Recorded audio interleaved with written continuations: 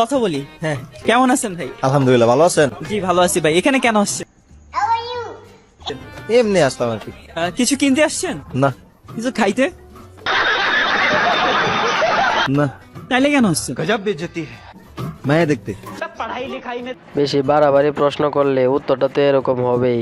Hi guys, আপনাদের সামনে আবার একটি মজার ভিডিও নিয়ে চলে আসলাম, এবং যারা এখন পর্যন্ত চ্যানেলটি সাবস্ক্রাইব করেন অবশ্যই সাবস্ক্রাইব করে বেল বাটনটি অল করে দিও।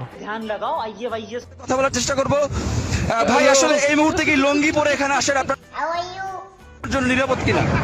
কঠিন, এখন আমার নিজেরই ধরে রাখতে কষ্ট হয়ে যেতেছে। দর্শক, আপনারা কিন্তু শুনছেন যে উনি নিজেই বলছে যে এই মুহূর্তে লঙ্গি পরে এখানে সাধারণ ভাবে চলি থাকাটা আসলে নিরাপদ না, কারণ তার খুব কষ্ট হচ্ছে দাঁড়িয়ে থাকা।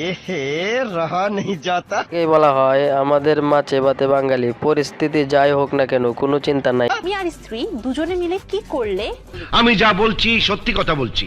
দুজনাই একদম হট হয়ে যায়। तड़प ही ऐसी है দেখার পর আমি যে কি বলবো কিছুই বুঝতে পারতেছি না। ना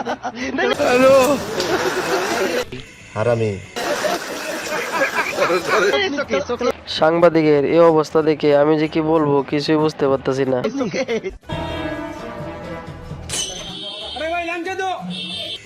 তুমি লাউ চিনো, কদু চিনো না। একটু খোঁজ খবর নিলাম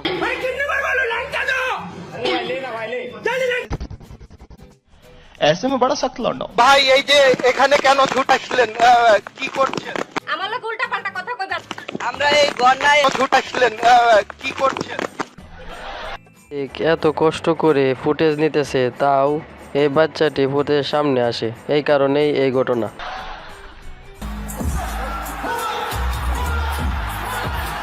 তোমার সব খবর জানি, কইয়া দেমু সব।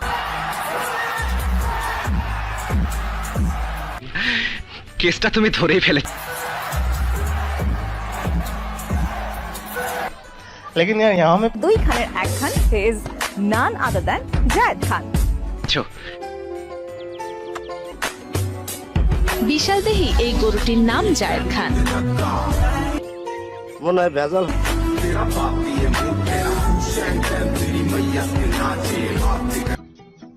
আরে ভাই, জায়েদ খান রে আর কত পচাবি, এবার লোকটারে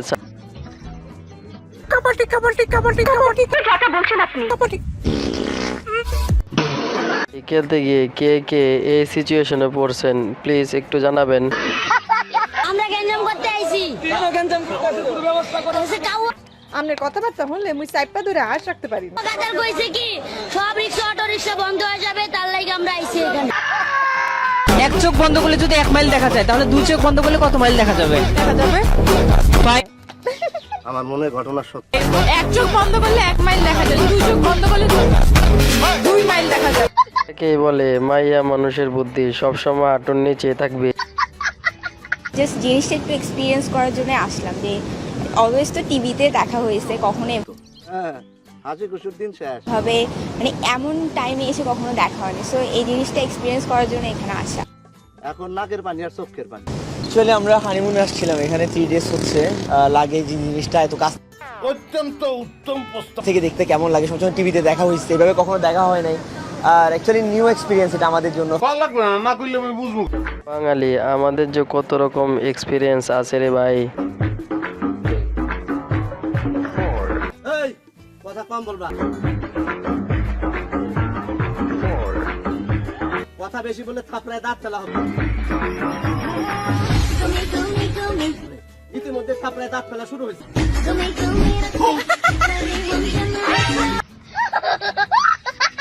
জানেন এরা কোন ধরনের ব্যায়াম করতেছে? তাহলে প্লিজ একটু জানাবেন। ভাই, মানুষ অনেকে বলে কি যে জায়েদকে ধইরা যদি ধুমসে পিটাইতে পারতাম, আপনি তো প্রতিদিনই ফোন করেন। তাহলে আমি মনে খুব শান্তি পাই। আপনার ব্যাপারে শুনছি বিদেশে গেলে বলে এই বেহাটা পিটাইতে পারেন। আমি তো পিটাইতে পারবো না, চ্যানেলের ভিতরে থাকে, মারার সুযোগ নেই। এরকম শুনছেন অনেক। আমি একটু ফাঁক করলাম। তাহলে আমরা দুই আপনার আমার সেম কেস, কিন্তু আমারে যারা গালি দেয় আপনারও গালি দেয়। ঘুম ভাঙছে। আমারে ফোন করেই বলে যে এই বেহায়া লোকের সাথে যাওয়া যাবে না। আমি তো আর এক বেহায়া। জায়েদ খান লোকটার আসলে মাথার ব্রেন আছে, লজ্জা শরম না থাকলেও লোকটার ব্রেন ভালো। Guys, 晚上中国这么说做个结果，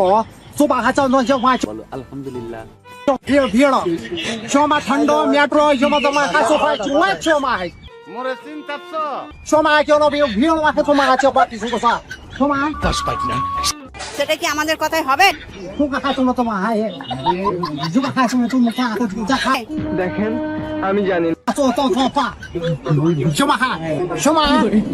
back to the pavilion দান টোকেন